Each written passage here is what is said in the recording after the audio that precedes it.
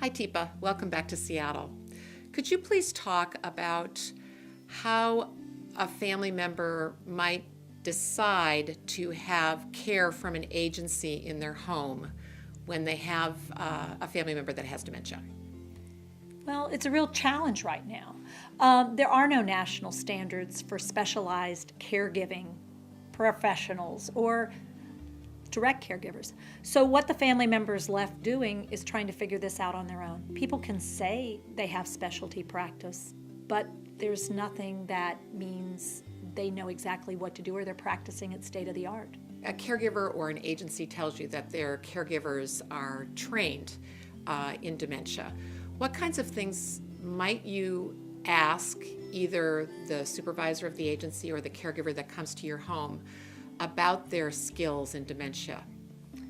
Well, I'd start off, at least with the supervisor, and ask that person, show me or tell me what your caregiver would do if and when my mom, dad, the person that I'm worried about, won't do what they've been asked to do. What's going to happen when they say, I've got to go home? Well, they are home. What's going to happen when you try to help them eat and they close their mouth? No, no, no.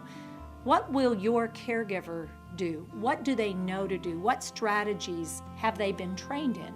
Do they have something that you know they're going to do, or are they just going to do the best they can? And if the answer is the best they can, you want to probe further, because that's not enough. There are things we know that help, and the training that I offer is all skill-based.